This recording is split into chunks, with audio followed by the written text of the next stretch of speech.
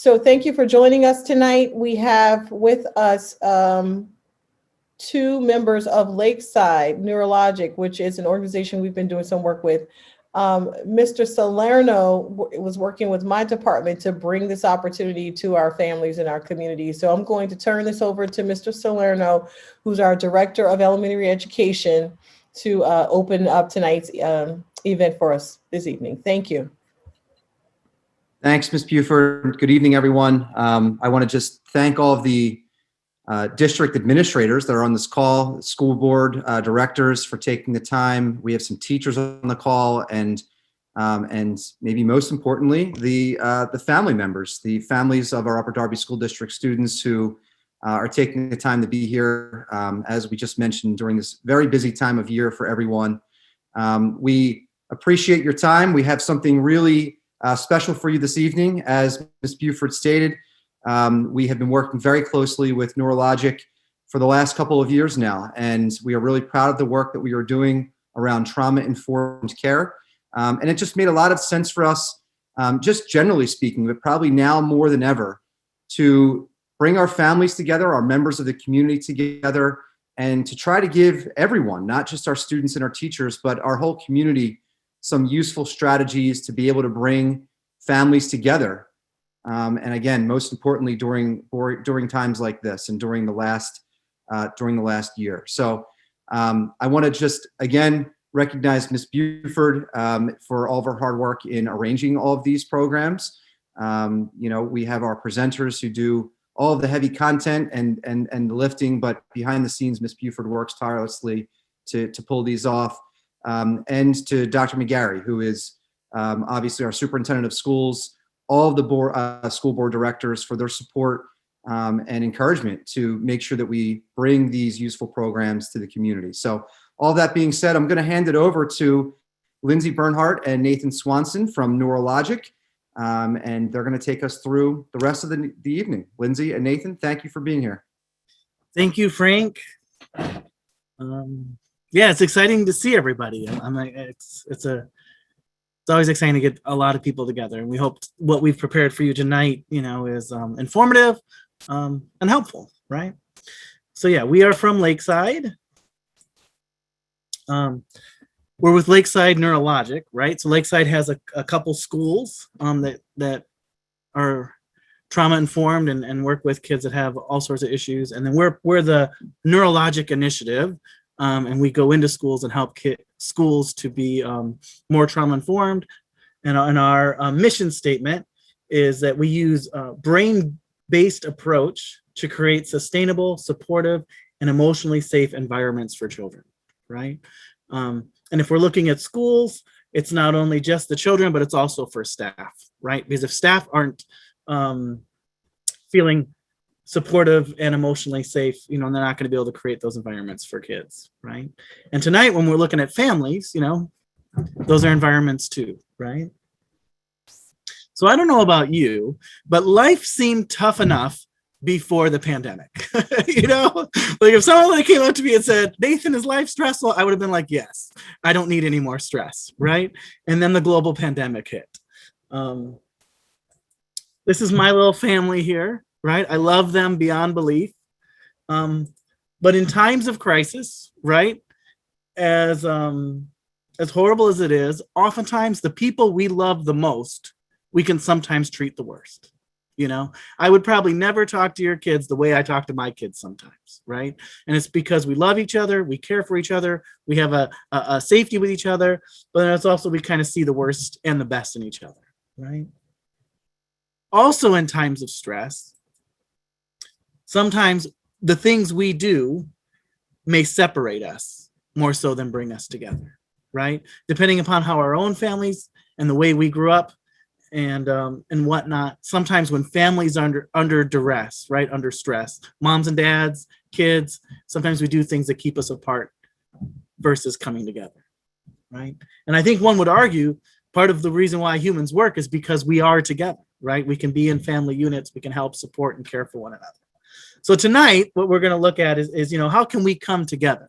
When we're stressed out as a family, when we're facing the stresses of the world or the stress that just goes day to day, how can we be together more through this. So our basic objectives, right? We're going to look at how stress impacts the brain, right? And then we're also going to explore Bruce Perry, his 3 R's of intervention, and how to have kind of in the moment strategies to support you and your child as a family unit, to come together and kind of get through whatever we may need to get through and the stress of day-to-day life. All right. So one of the things we've created is if we were doing this in person, I would have a whole bunch of handouts that you could walk by and just grab, right? If you wanted. So we've created this s'more page, and I'm sure we can give this link out to Aranda and she'll send it out to the masses. But on this webpage, there's a little bio of Lindsey and I, but that's really not most of it. Most of it is a copy of our presentation, right? And then there's all the handouts that we would normally give out is all there for people to download, right? So before we begin, I just want to kind of acknowledge a little bit and make a couple predictions, right? So first thing I want to acknowledge is parenting is not easy, right? For any of us, it's not easy. Different parents have different approaches to discipline, and we want to respect that, right? Different cultures, different ways of being, whatnot. But at the root of it all, we just acknowledge that everybody wants what's best for children. Right? Everybody wants best for their kids and for everyone else's kids, right? So I'm just gonna make some predictions that some of the stuff we present today, for some parenting styles, it's gonna fit really easy. It's gonna be like, yeah, this grooves with me. I predict maybe for other parenting styles, it might not be as good of a match, right? And that's okay, right? I just want to predict that. What I hope is through the information that we share today, you can walk away knowing more about the brain, knowing more about your child, knowing more about yourself, so that you can make the decisions and do the great things you need to do, right? So we've all been through probably enough virtual meetings that I don't need to give too many reminders, but one of them is, like Aranda said, please keep your microphones off while the presentation is going on. The first half will be presenting, and then the second half will have our questions and answers. And then people can kind of, share their questions or, through the chat or through the mics. Okay. So the brain science we're talking about today, we get from this man here, Dr. Bruce Perry. And I don't know if any of you have heard of him or know of him. He just did a big special with Oprah, which is kind of exciting. But he wrote this book called The Boy Who Was Raised by a Dog. It's a fascinating book. It's kind of one of those like horrifyingly fascinating kind of things. I'm waiting for the Netflix series to be made of this book. But what he does is he describes 12 of his cases. He's a child psychiatrist and a neuroscientist. And so what he does is by describing these cases, he blends in the neuroscience. And it's really interesting. If I hear the word neuroscience, my brain tends to shut off. It's like, oh. But like he does it in such a way that it's very tangible and easy to hear. If you remember, one of my favorite chapters was if you remember in Waco, Texas in the 90s, when David Koresh had his Branch Davidians cult. He was the guy they brought in to work with the children after that, in the aftermath of that, right? So these kids were told that the world is going to come and kill us all, so be prepared. And that's exactly what kind of happened, right? The government came in, stormed the compound, a lot of people died. So someone had to work with these kids to help them, feel safe again. And so he was the guy brought in for that. So it's a fascinating book. So I'd highly recommend it. What he does is he boils our brain, which is the most complex organism in the entire universe that we know of, into 4 simple parts, right? So the brain is more complex than this. These parts are more complex than this. But what he does is he boils it into 4 regions to help us in our understanding, right? And so when we look at these 4 different regions, they each have kind of different functions and different controls of parts of our brain and what we do. So the first area of the brain is called the cortex, right? This is the area where all of our thinking occurs, right? Our abstract thought and our concrete thought, right? So when you're solving that math problem in school, this is the part of the brain that you're working on, right? When you're telling your kid, what you expect a clean room to look like, because you hope they do it this time, this is the part of the brain you're using, right? Telling them exactly what you want from them.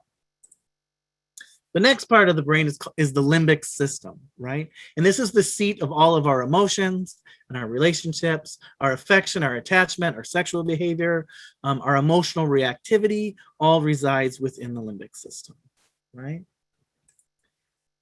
The next part that Bruce Perry kind of identifies is our midbrain. And this is where all our motor regulation comes from. This is where our states of arousal come from, our appetite and our sleep, right? And then the final part of the brain is like the most primitive part of our brain is the brain stem, right? And that's where our basic functionings come from, the things that we don't really even think about that just happen, right? Our blood pressure. I don't know about you, but I can't just change my blood pressure on a whim. It'd be nice, but I can't, right? Our heart rate, our body temperature, all that stuff comes from the brain stem. Now, the way it works is as we grow and develop, the brain develops from the bottom up, right? So in utero, our brain stem's starting to grow, right? And when we're first born, our body starts to learn to regulate its temperature, right? And that kind of starts to happen. By the time we're, 24, 25, our cortex, our thinking brain is fully developed, right? The whole brain kind of works through, right? Teenagers oftentimes have a lot of emotions and drives and all that stuff. That's because that limbic system is really getting its development going, right? So the brain develops from the bottom up. If trauma kind of hits at any age, it will cause developmental issues across the brain, right? And so we at Neurologic, when we go into schools and we talk about being trauma informed, a lot of the work we're doing with teachers and administrators is helping them to understand these 4 regions and to look for that underdevelopment piece, right? So if a kid starts the math lesson and all of a sudden the kid is getting really antsy and is starting to move quite a bit, that's showing that, they're becoming a little dysregulated. They might need some regulation in their midbrain, right? Because that's where all our movement is. So as the classroom intervention, we might put a band on the bottom of their chair so they can kind of kick at the band instead of maybe getting up and moving around the room, right? So that's just a simple example. Now we have a threat response system, right? So each of these parts of the brain, when we are under threat, each of these parts of the brain can take over, right? So right now, if my wife was to come down into my basement and stand in the corner there and have tears in her eyes and she's like crying, my limbic system would be ignited, right? Because I love my wife and I'm worried about her, it would be triggered. And I would try to give this presentation, but a lot of my energy would be worrying about my wife and why she is crying. And if I never went over and talked to her to see what it was, I just presented to you guys for an hour, that would probably hurt our relationship quite a bit, right? So it makes sense that my limbic system is like, Nathan, pause and go talk to your wife, right? If you, in your living room, had a bear burst through whatever door, in the room you're in and start to run towards you, you would not ask me permission to leave, right? You would just get up out of your seat and you would run as fast as you can outside of that room. You might even if you're barefoot and there was glass all over the place from broken windows, you would probably run over that glass without even thinking, maybe not even feeling the pain, because your brainstem and your midbrain would have been triggered enough and they would take over your brain and get you out of there safe, right? So that bear couldn't get you, right? So our threat response system is really good. We really need it in life in order to keep ourselves safe. The problem is when the threat response system, through negative events or through trauma or whatnot, gets over sensitive, right? It gets overdeveloped. And so when we get into one of these brain states, when our limbic system or midbrain or brainstem take over our brain because of perceived threat when it's not needed, right? So for an example, in a classroom, if a student that's maybe been through a lot, maybe had some trauma in their past where they felt really powerless, if they're given a certain assignment, I am so sorry. they're given a certain assignment and they have no choice or control, that feeling of powerlessness, right? The brain may associate that with that traumatic experience. Their midbrain and brainstem may be triggered, and soon that kid within seconds is throwing chairs and running out of the room, right? So for us, being aware of these brain states can be really important, right? So what happens to us, right? Our brain, as we go lower in our brain, right, as the stress response system gets triggered more and more and more, our heart rates will increase, right? Because our body is getting ready for that fight and flight. If you look at this is interesting. Our IQ drops, right? So I don't know about you. If you've ever had a fight with someone you loved and cared about and you said something you regretted, anybody ever say something you regret when you're angry, right? Well, that's because you're working from your limbic system and your IQ literally went down a little bit, right? I don't know who's calling me. I'm just turning the phone off. I'm sorry. All right. So right now, my heart rate's gone up a few times, right? And my IQ is slowly dropping. All right. Our concept of time also changes, right?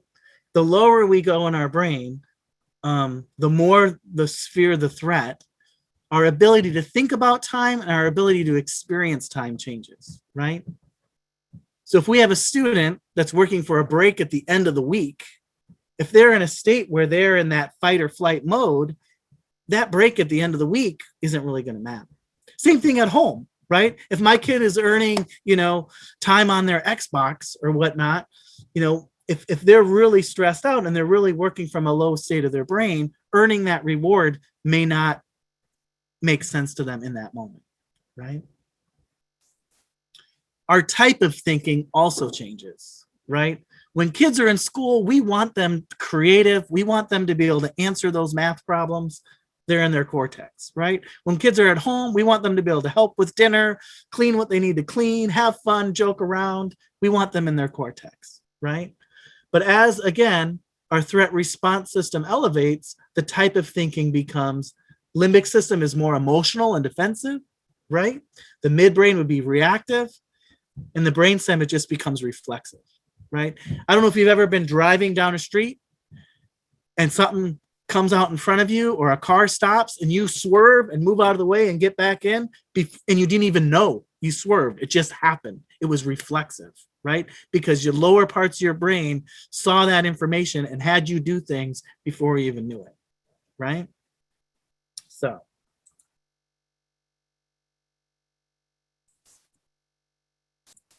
we're going to spend the rest of the presentation looking at, okay, how do we identify and what do we do when we see our kids or even ourselves in one of these kind of brain states, right? And so we're going to start at the bottom, and Miss Lindsey here is going to pick it up with our regulate state, right? So going back to what Nathan was just saying is, we have all these regions in our brain, and the brain stem is the most primitive part. So when we start to notice that our kids might be feeling triggered or their physical safety has been compromised, what we want to do is the very first step, which is regulate. So there's 3 R's, and step 1 is to help them regulate. And when we say regulate, what we're trying to do is get them to calm and get to the point where their fight, flight, or freeze response, that's where they are, that's where they're feeling, gets calmed down, because that's where they are when they're in their brain stem. So this is the regulate piece. The need of the limbic system is that relational emotional safety. So Bruce Perry's R for that is relating, trying to connect with them, being attuned to them, kind of showing empathy and understanding. And then the cortex, the need of the cortex is to understand, right? And so the way we help kids understand is we reason with them, right? And so the way the 3 R's kind of work is oftentimes we would say start from the bottom up, right? If a kid's not physically safe, there's no way they can be emotionally safe. And they're not emotionally safe, they're not going to be in a thinking place, right? If you walk by your kid and you say, hey, get yourself together or you're not going to be able to have dessert tonight, and they say, okay, and they get themselves together, they're in their cortex, right? They're thinking, they're understanding, they know that consequence. Sometimes in school, you have a kid where you say something like that, and the kid's response is something really emotional or really defensive. And that can happen at home too. I wasn't talking. What do you mean I was talking? It's like, kid, you were clearly talking, Well, they might be from their limbic system, right? If the kid gets up and darts out of the room, they might be from their midbrain. So we kind of use these regulate, relate, and reason as the ways to intervene. It's a neurosequential model, is Bruce Perry's term. And really it's about matching up what we do with what the need is of the brain state they're in. Whether it's that physical safety need, whether it's that relational or emotional safety need, or whether it's a cortex understanding need. And so if the cortex understanding need right now isn't getting met, then that can bring someone to go lower into their brain, right? And then if that relational need isn't met, then someone can go even lower and get into the physical, right? So oftentimes if we have a mismatch with our interventions, that can just lead people to go lower. If you're really emotional and you're vulnerable and someone comes up to you and starts reasoning with you why all the reasons why you should have done X, Y, and Z, that's just going to make you feel worse and go lower in your brain. Does that make sense? So now we're going to look at each of the 3 R's. So sorry. It's all good, Nathan. Oh, not yet. Not So we yet. look at, there's 2 types of interventions, right? Those 3 R's can be done in the moment, right? Somebody's threat response system's triggered and we're trying to help them calm down right here, right now. We also have a daily dosage, right? There's kids that if they have some developmental stuff or we just know, they're kind of sensitive, we can put in things in our daily routines that are helpful, right? So for example, for me, I oftentimes, my daily dosage in staying regulated is when I go from work to home, not these days because of the pandemic, but before, I would always take about 5 to 10 minutes in my car to myself to like breathe and get myself collected before I went into my house with my 5 kids and wife, right? Because usually driving an hour in stressful traffic and then getting in that house, I needed that little me time to be prepared, right? So we can have the daily dosage. I have the inhalers up there because it's kind of like asthma, right? You have a emergency inhaler for those emergency times, but then you might have your daily inhaler to kind of keep the attacks from happening, right? So when we think of like how we can help our kids and help ourselves, stay calm and stay regulated, we can look at the daily dosage or in the moment. So going back to the 3 R's here, again, it's regulate, relate, and reason. And now we're going to focus on the regulate, which is in that when we're in our midbrain and brainstem area. So I have 2 teenagers of my own, and sometimes I feel like they live in their brainstem and their midbrain, mostly in their limbic, but I feel like that's where they can be sometimes. And I don't know if you have teenagers or even just kids, when they get so angry, they run upstairs and they slam the door, right? That's their way of escaping. They're moving out of the situation and they're going lower into their brainstem. And in those moments, I can't walk into their room and say, I can't believe you didn't do your chores. I can't believe that you didn't clean up. I'm trying to reason with them when they're not there. So the best thing to do in those moments is to help them regulate.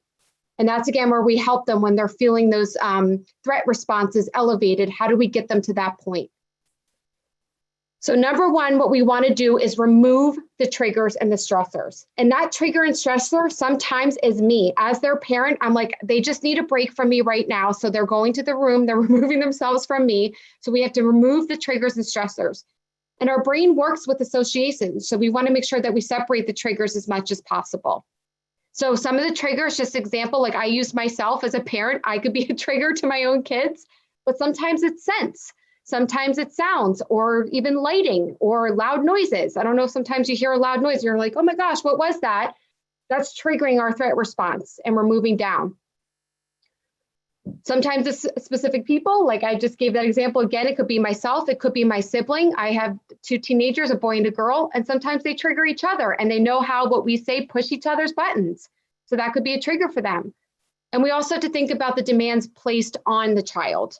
So what could be triggering them based on what we're asking them to do? So in class, what we talked about is in teaching, if we have a math test and our kiddo doesn't like math, that might be a trigger for them and having them then feel threatened. And now they're going down further into their brain. And at those moments, we want to get down there and help them regulate first. So we have to think too, like what demands are we asking of our kids at home? And are those triggers for them? So the demand might be delayed, right? Yes. And I don't know about you, Lindsey, sometimes I need a break. Yes. Yes. Yes. There are times that I'm like, I need 5 minutes. Everybody just leave mom alone for 5 minutes. Okay. So the second part of regulating is listening to our body. We ask our students to do this. We ask our teachers to do this, our administrators, our staff, is what actually happens to us when we are dysregulated. And what we want to do is meet our bodies where we need to be, but also help our children meet them where they need to be based on their body's regulation needs. So the key part about this is observing their behavior. What is their body telling you, right? So a lot of times when my kids get mad, maybe they start, they're clenching their fists or they're slamming the doors or they get up and they run. So maybe what their body needs to do is move. So that's a good time to say when you want to help them regulate, why don't you go take a walk, go shoot some hoops outside, go play basketball. My son likes to skateboard. So I'm like, why don't you go skateboard around the block and come back and we can have this discussion again when we're both a little bit calmer. I like to work out. That's my thing to do. You could also just do wall push-ups. We have our kids do that all the time in school. Jumping jacks is another great thing. Any way to move, if that's what we're seeing, the behavior is coming out. The other thing we might often see when we're trying to get our kids regulated is that staying still, right? So there are times when people are rocking, or I don't know, sometimes if you ever see the kids' knees bouncing underneath the desk, or even our own leg is bouncing underneath the desk, that's our body trying to regulate ourselves. And we just want to be privy and aware of those situations, saying, what does the body need and how do we meet them there? There's also deep pressure, which is great, like beanbag chairs. Drawing and doodling is helpful. And then listening to music is another great way to help us calm down and regulate when we're feeling threatened. And then the last piece of regulation that we really like to home in on is breathing. And the key for breathing is a lot of times I hear people saying, take deep breaths. But what we really want to press is that we want to take deep controlled breaths. And it's that control piece that allows us to actually take a deep breath in and then at the same time take a deep breath out. We don't want to hyperventilate, but we want to make sure that we're taking nice, deep, controlled breaths. So what we have our kiddos do, which you could also do at home, it works perfectly well there, is blowing on a pinwheel. That's why we have this picture here. If you have cotton balls at home or little tissue, just rolling them up a ball and blowing them across the table, the kitchen table for a few times to let them use those deep controlled breaths. Belly breathing, breathing together, blowing up a balloon or blowing bubbles is another great one. So sometimes I tell my kids, go get a piece of gum and blow some bubbles and then we'll come back and talk. Yeah, I mean, I had my 4-year-old today. I mean, she was so worked up and I couldn't figure out what the heck she was worked up about. And I had her blow bubbles for, a minute or so. She would calm, then she, tell me everything that happened. And, the dog ate the diaper that she had on her little baby alive, we got it worked out. Anyway, the limbic system, right? That relational and emotional safety, relating, right? We want to connect and kind of be attuned and sensitive to the relationship we have with our kids. And I think this is important because I think we want our kids to be able to come to us and talk to us and get support from us, when they're in times of trouble and need. So fostering this kind of safety, I think, is important. Limbic system. So in that alarm state, we can express alarm through like a hyper aroused state, right? How do you know your kid's this way? Maybe, being very emotional, very accusatory. There's just kids out there sometimes that, like, no matter what you do and what you say, your kid kind of always feels offended, or that you're pointing the finger at them when you're not trying to, that kind of stuff. Those are all signals that the kid might be working from like their limbic system and kind of have this relational need. There can be a dissociative response too, which is, kind of the opposite response, where kind of a detachment or robotic compliance, or kind of a shutting down, going in the room and just being by themselves and kind of avoiding the rest of the world. Right, can also be signs that they're in that need of relationship. So we need to show the kids that we're on their side, right? And I think this slide was borrowed from a presentation that I do towards teachers. So it says students, but like listening to our children, right? One of the best things we can do is help our children to feel listened to and feel understood by us. Right. So we recommend doing active listening. We have a great active listening handout that kind of goes through different ways in which you can express how you understand your kids' feelings. Validating emotions. I think sometimes we get confused, or, just because we validate an emotion or just because we listen and show understanding doesn't mean we agree with someone's behavior, right? So my son can do something horribly wrong and be in the wrong, but I can still listen, understand where he came from, let him know I listen and get him, but then still move the conversation, once he's felt understood, we can move into a place where, we can talk about what needs to happen next. Providing empathy, right?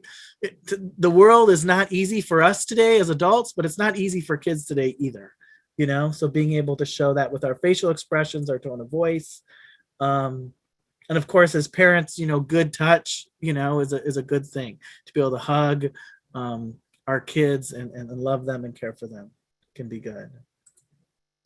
Being careful what not to do when a kid's in a real emotional state like this is going to the reason. Oftentimes we as adults, we go into that reason category real easy, right? So telling them everything they should have done, shaming our kids, can have relational consequences, right? Talking about consequences, when the kid's emotionally upset, bringing in those consequences, they may or may not hear or understand, right? But if we can get our children to a place where they feel heard, they feel understood, they're going to be more apt to hear and understand our perspective and what we want from them, right? So these are some tips that I oftentimes give teachers in the classroom, just in their basic everyday life, using a friendly, serious, quiet tone, being careful about sounding too whiny or sarcastic or scolding. And I think for parents, that can work for us too. My dad was only able to communicate through sarcasm, and it was not all that great for me as a teenager to really understand my dad. I was like, if you're concerned about it, Dad, just talk to me. You don't need to make fun of me about it, right? Whatever it might be. When a kid's really emotionally sensitive, kind of being at their level or even below their eye level can be a way to connect, not necessarily forcing eye contact. Because that can be difficult for kids. Giving compliments and appreciations, like, hey, I'm really glad you're able to keep your room clean this week. But, let me tell you something else that we can talk about. And then being able to get into what you need from them, right? So it's not always sharing the negative. And taking a curious approach. We really believe that all behavior is communication, right? So if kids are behaving in certain ways and challenging behaviors are occurring, they're communicating something. And one way to figure that out is by taking a curious approach. All right, our last R here, and I'm going to try to go fast. I'm sorry for taking a lot of time. The cortex is understanding, right? Reasoning.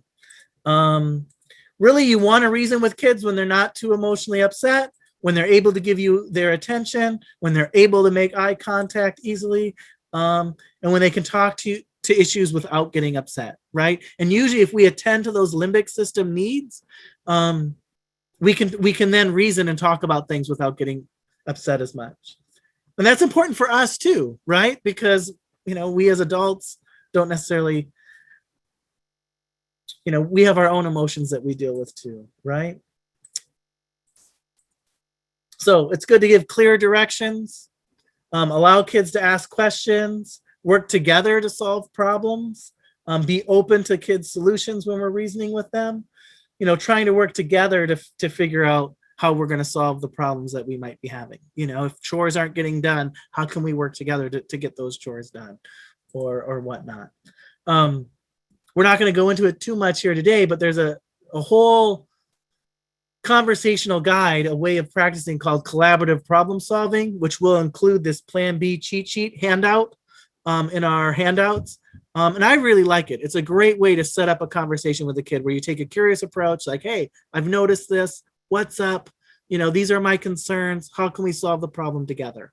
Like I said, I have multiple children, and without this kind of conversation, I don't think I'd be able to parent.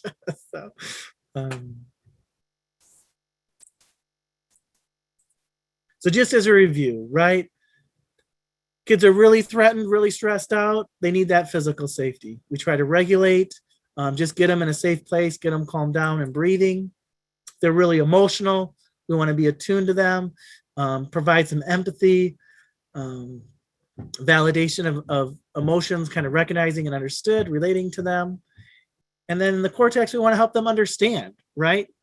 Kids don't know everything, even though they pretend to at times, right? So how can we help them to know more? So part of that is having a plan. And I love this picture because I used to renovate houses and build houses with my dad and my grandfather. So just like a home, you need a really good foundation to have a steady house, right? You don't want to build a house on a bad foundation. It won't work. So it's the same idea, right? We want to have a really good foundation, which requires a really good plan. So part of that is involving your children in creating this plan. So what's the plan? You know, trying to figure out what are their triggers, what makes them upset, what are their body warning signs? Do they start to rock? Do they start to run? What happens to their body when they start to get triggered? And then what can we do to help them stay calm? And what I think is important about the plan, which Neurologic prides itself on, is having what we call a safety plan. So if you want to go to the next slide, Nathan, I can show everybody. This is a handout. We're going to provide this on the SMORE page. What we recommend is that two things. One, that you fill this out for yourself. So get to know yourself really well, right? What is on your personal safety plan? And that's part of identifying your triggers. What are your warning signs? So like one of my warning signs is when my kids, when I ask them to do something and I do what they asked me to do, but then 10 minutes later I go down and they didn't even touch the room that I asked them to clean, right? And I start to get triggered and I start to get upset and I can actually feel myself get flushed. So I want to be able to identify that and know what it is that triggers me.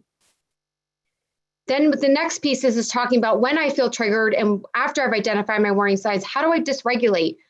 Maybe it's go take a walk. Maybe I have to go outside and go running. Maybe it's go walk my dogs. Maybe it's drink some tea. Maybe it's doing some deep breathing. Maybe it's going to listen. Maybe it's just sitting in my room for 10 minutes and calming myself down before I go and have a conversation with my kids. And then the last piece is who can I reach out to for support? So we always tell teachers, have somebody in the building and outside the building. For parents, you know, maybe it's your spouse, maybe it's your partner, maybe it's your sibling, maybe it's your parents. Have somebody that you can call to and say, oh my gosh, I'm having a really bad day. Can I just vent? And that'll actually help you get more and more regulated.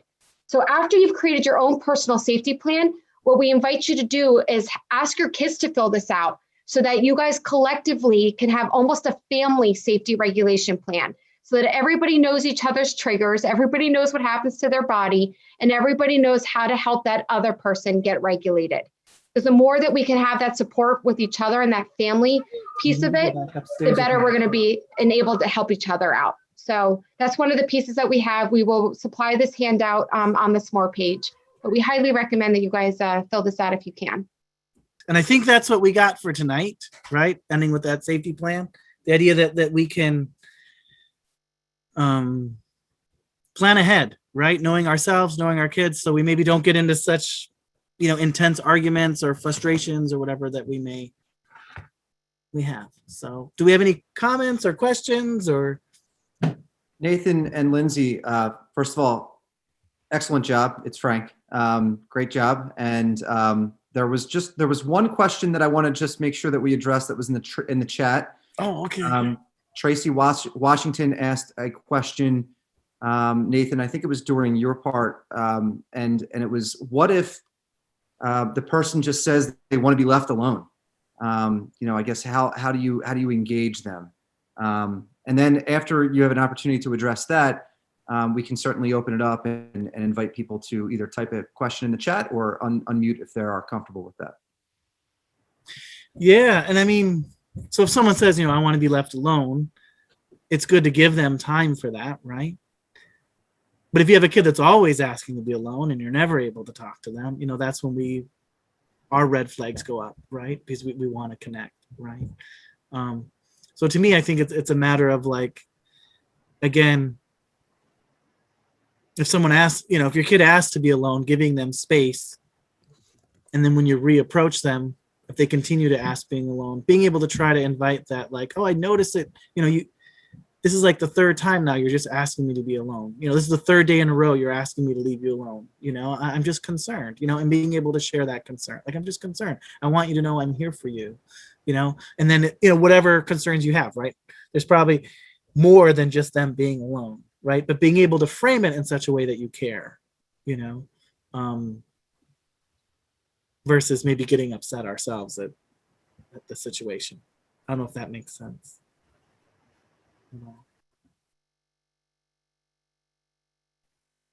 Thanks, Nathan. Does anyone else have any other questions? Tracy did follow up. And Tracy, I'm not sure if you're able to unmute yourself or not, but feel free. She followed up, Nathan, if you can see in the chat that she just isolated herself. Yes, Frank, they can unmute. And I can't see the chat, so I'm going to try to make myself see the chat here. I'm not sure.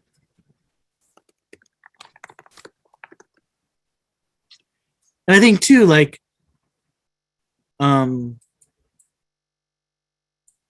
being able to hear that kid out.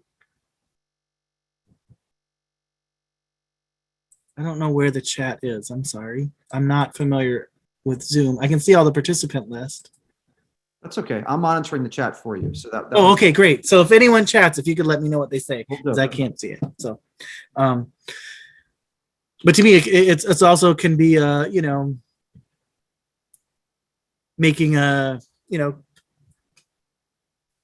sharing concerns, you know, I'm going to leave you alone now, but I'd really like to see you at dinner, you know, kind of making offerings for times to be together, and sometimes just being together and not talking, you know, like, just being together in the same space might be the initial steps, you know, more so. And Nathan, just chiming in here, you know, 2 teenagers, they want to be isolated all the time. They love to be in their room and just talking to their friends. So anytime I feel like they're isolating themselves too much, a lot of times what I'll do is just say, well, we need to talk. So do you need 10 minutes? Do you need 20 minutes? How long do you need until we can come back together and have this conversation? Because it's really important, I think, that we have that a talk about, you know, what's going on with you so that we can sort of dive a little deeper into it. So I give them the control and telling me the time, right? And I usually just say, there's a time limit. We're not going to talk about this in a month, you know, but if you need 10 minutes, I'm okay with that. We can revisit this in 10 minutes. And that also gives me the time to get my thoughts together and calm myself down so I'm better able to approach the conversation more regulated. Nice. Hey, Nathan. Can I ask a question? Sure. Yes, go right ahead. What does a teacher or a parent, whenever the teacher or the parent called a student or a child to do something, and you realize every time you call that child or student, they're just kind of angry whenever you call them to do something in class or to do something at home, they just appear angry. How do we approach the situation? Yeah, that's a good question. And when you're looking at a kid you're talking about a kid that like always seems to be that way, right? So we can have students or children that are kind of living in this limbic system, right? So anytime we call on them, anytime we try to interact, they have this like defensive or kind of angry response. And I think, again, part of how we do that, and this is not easy, and it will take time, right? Especially if it's an older teenager, they may have experienced the world that a lot of adults don't care, right? That might be their default kind of worldview. And so for us to come in and try to show them and be something different can take a lot of time and effort. But one of the ways I would just, again, is kind of going back to that curious approach, where it's just like, hey, I noticed, you know, the last couple times I've called on you, you seem to be really angry. Or even right now, like, you seem really angry. What's going on there? You know, what are you upset at? You know, and just kind of, again, taking a curious approach. And oftentimes the response will be nothing, you know, or whatnot. You know, I'm not angry. Oh, okay. Well, I was just concerned. You look like you were, right? But just even that, showing that little bit of concern, even if it's just left there for that day, that's showing that you care, right? And it's rewriting that script that teenager has in their head that adults don't care, right? And if it's followed up again and again and again in varying different ways, finding different ways to try to connect or to notice or to come alongside, those new neural pathways, right? Because when kids go through stuff, it's oftentimes within relationships, right? And so the way healing happens is also through relationships. So I would kind of start with that kind of curious approach of showing care and concern. Because you can kind of go through a conversation like that, oh, I'm not angry, or oh, I don't want to talk to you about it. Well, can I take some guesses? Because I'm really concerned. Can I just make some guesses? You can give me a thumbs up, thumbs down. You don't even have to talk to me. Is it something someone did? Are you angry because of something today? Is there angry because of a friend? Was angry because of your parents? You can kind of go through a list, and sometimes kids will give you a thumbs up or a thumbs down. I was an in-school counselor for quite a few years, working in K through 12th grade, and I had a lot of those kind of curious conversations with kids. And some of the toughest kids I had to opening up, it would take, them being in my office, 10, 15 sessions before they start talking to me, and part of it was because I wore them down with just being with them and showing that care. And when it's your own child, it's even that much harder, right? Because we're so connected and we value them. Yeah, hello. Yeah. Marion? Yeah, this is Marion. I was wondering, if because I have a good and a great communication with my child, my daughter, the youngest one, and my teenage daughter. We do have a very good communication. I do talk to them, I monitor them, and I make sure that they have less electronic time as much as I can. Because once you're in my household, your internet is being restricted and all that stuff. So I try to put all that in place. But my little child, my third grader, she actually having hard time in school with bullying since she was in kindergarten. I've been to the school a couple of times, talked to the teachers there. And now that she's on virtual, she felt like, Mommy, I think it's better for me to be away from school. I can just do school at home. And as a parent, I feel like that's safe for her, being that she's just a sweet little girl and she just feel like she can be friends and she can mingle with everyone. But we all know in reality, that's not how society is, and that's not how school system is with the kids. They're always kind of like segregation and picking on each other. So she's having hard time want to go back to school. And I keep telling her, I say, you need friends, you need to be around your teachers, you need to get to know your teachers better, and you have a good relationship with all your school teachers. So that's a good thing for you. You're not just there for your friends, you're there also for your teachers. So I keep talking. I don't know if there's any suggestion of me approaching her in a better way where I can be able to convince her to be able to go back. Because even today we had a conversation about that. And I told her that you might have to be going back to in-person school, and once they open up in full session. She said, Mommy, I think I like homeschooling, and I don't want that for her. I've never been homeschooled. Yeah. I faced bullying my whole life in school. I fought back. I'm a fighter, but she's not. Yeah. I don't care what I said to her. She's not a fighter. She just said, I feel awful for kids that bully other kids. I feel like I just want to talk nice words to them. I said, they don't understand that. She's really struggling with that. Yeah, re-entry to school is worries and being stressed about that is real commonplace, right now, and I think for a lot of kids, there's a lot of great things about school, but there's also a lot of stressful things about school, and so I think as a parent, the more we can help, the more we can understand our kids, right? The more you can listen to her and give her language for the different stresses that she feels at school. You're talking about different relationships at school that she has a hard time with, seeing kids treat different kids certain ways. Yeah, she has an incident where she used to play with this young boy, and every time she comes home, she had wood chips on her clothes, on her sneakers and stuff. I said, what happened? He said, Mommy, it's this one boy that I like to play with, but he always threw wood chips at me, and then all the other kids been doing it to me. I just want to play, and I keep telling her, maybe you need to find other friends to play with, but she Yeah. Yeah, she said nobody wants to play with him. I choose to play with him, but he always throw wood chips with me and stuff. So I had to talk to the teacher so they can talk to the boy or call the parents and talk to him on how to be nice to her.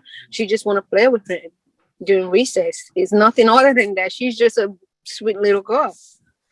Sounds like she's got a good heart, you know, She and that, you know, and the way, and the fact that she can come to you and talk to you about all these stresses, right, shows how much you've worked with, you know, how much you've poured into her, right, and how much you've loved and cared for her. And so, I mean, as she enters school, you know, and goes back full time or whatnot, you know, being there to support her, help her think things through, you know. I also think sometimes the stresses come to mind first, right? But the good stuff, the stressors can kind of block the good stuff out, right? So maybe when she gets back into school, she'll also have the good things to be reminded of, right? Where right now, the stressors are going to be what her mind's focused on, right? I don't want to go back to school because it's stressful in this way and that way, right? So helping her, you know, to figure out how to handle that stress, you know, whether it's, you know, talking through it with you, you know, and maybe it's a slower entry, you know, and helping her get back in slowly. And as she goes back in, if she's stressed, you know, you're there for her, right? To listen to her, to care for her, and to have empathy for what she might be going through, right? Because school's stressful, you know, for everyone. Yeah, she said that. She said, "Mommy, school is good, but it sucks sometimes." I said, "Well, that's how it is." Yeah, I mean, you get 500 people anywhere, it's going to be stressful. You know, put them all together, it's going to be mildly stressful. You know, so but the key is that she's able to talk to you and you're able to help her think things through. You know, and that you're able to talk to the school staff when needed. Yeah, and I also feel like the school, we're struggling with a pandemic, and then there's another pandemic, which is bullying in all communities, in school, everywhere, workplaces. So I feel like as a school for younger children like that, there should be a committee for bullying, anti-bullying, and once in a while they talk to kids in general, whether you're the bully or you're on the opposite side of that.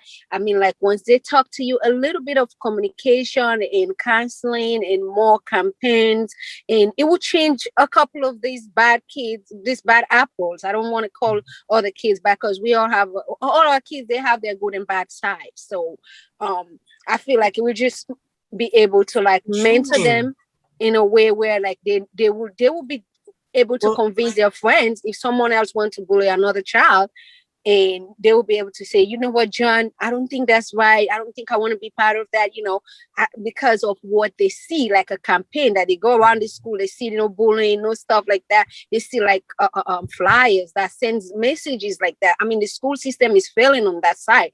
And that's a big pandemic. It's a tragedy for you to hear that kids that said they don't want to go back to school. I've been there before as a parent, driving my daughter to school, and she said, "Mommy, I don't feel like coming to school because of this, because of especially bullying." And I know how hard it is. I went through it all my school life. I have to fight my way through. But for her, she's not strong like that. And part of what we're doing with Neurologic, right, in the district, and even some of the other initiatives, restorative practices and whatnot, like we're trying to help and equip teachers to work with those students that have the most challenging behaviors, right? Because if a kid's really been through stuff, they're going to have challenging behaviors maybe with academics, but they also are going to have challenging behaviors when it comes to working with other kids, right?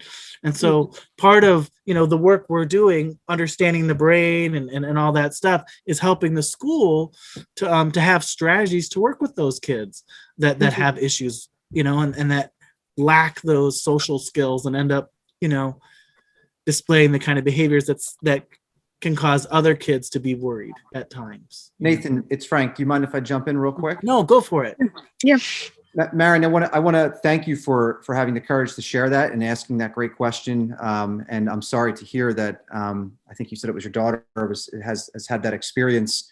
As the director of elementary education, I want you to know that, as Mr. Swanson just said, you know, it is something that you make a great point. I mean, we're dealing with the pandemic, and that's been obviously the focus and has garnered most of the attention. But things like bullying are still happening, virtual or in person. And things like bullying, it continues to be a major focus of ours pre-pandemic, and it needs to be coming out of this as well. So we do obviously want to make sure that we're addressing every situation as best we can. I am more than happy to stay on the Zoom call after everyone hops off, if you're able, and have a conversation with you, or reach out to you individually if you can direct message me your contact information in the chat, because we certainly don't want any child in the district to, as Nathan said, it's going to be difficult enough transitioning back. But if students do not want to transition back based solely on some negative experiences they've had in the past, we have to help them process through that. And like Nathan said, give them the tools to be able to respond to that appropriately, to be able to help to facilitate those conversations, and to make sure that we are, like you said, it sounds like you want them in school, you want her in school in front of the teacher and socializing with other students, and we want that too. So, but thank you for having the courage to bring that up, and Nathan for answering it the way that you did. We are 2 minutes. Thank you very much. Yeah, and listen, please direct message me in the chat, or I'll hang on here. Okay. Okay. If we're a bit over, but we're not going to just kick everyone out right this second. If anyone wants to hang on and maybe ask a few more questions, I am volunteering Nathan and Lindsey's time. And if not, though, don't feel guilty about hopping off the call. We appreciate everyone's participation this evening.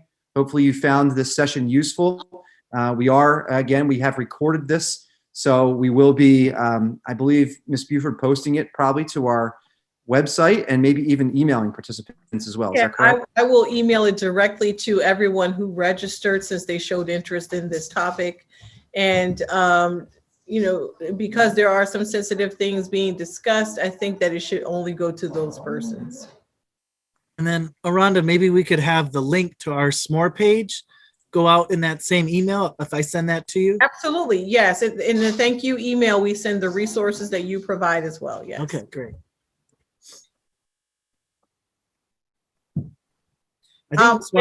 We are recording, but if there's something that you don't want included, we can edit that out. So just let us know. I think Tracy's hand is up. Yeah, Ms. Washington. What happens if a child pretty much has a very bad anxiety and they're afraid to come back to school? Would that interfere with the child graduating with the other kids if they never return back to school and pretty much did everything virtual? So I think the question is, and correct me if I'm wrong, Tracy. So for, let's say your child is a junior in high school, but next year wishes to remain virtual, would that impact their ability to graduate with their class? Is that the question? Yes. So yeah, excellent question. I think that our superintendent has been very clear that, we have to learn from this experience throughout the pandemic. And I think we would be remiss if we didn't take these opportunities and these new tools that we have for instruction and the ability now to be able to offer some new and additional models of instruction, because we're one-to-one, because we have the technology in place that we never had in the past. And we know that there are going to be students that are going to be more comfortable, in families potentially learning in a virtual format. And we are prepared to be able to meet the needs of those families, and to not have that be an obstacle to prevent anyone from graduating or accessing the same educational opportunities that anyone else would. So it is our hope that in your situation, if you and your child wish to remain virtual either in an asynchronous or a synchronous model of instruction, that we will be able to accommodate that without that having any disruption of their graduation or anything else.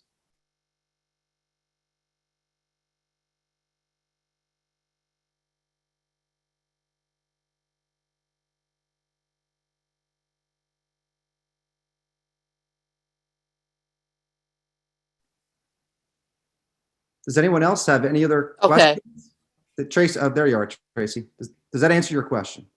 It does, and the information that you guys gave out during the speech was very helpful.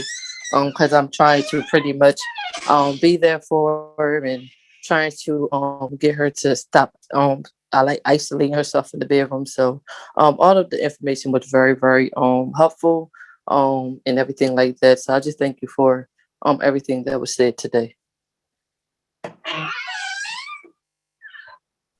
You're welcome. So Frank, if we don't have anyone else, oh, that's my dog. I apologize. Who? Let me take care of Chloe real quick, guys. Yeah, that's okay. Maybe she has a question, Rhonda. Yeah, like, where's my dinner? She wants to know, but my husband just took care of her. So, if you got your Wednesday folder yesterday, we had a series of parent discussions with another person that we're working with, Dr. Ramig, and then we have another parent information night that's coming up in May around family health and fitness. So there'll be an opportunity for us to work out as a family. They'll give us some health tips and eating, healthy eating tips.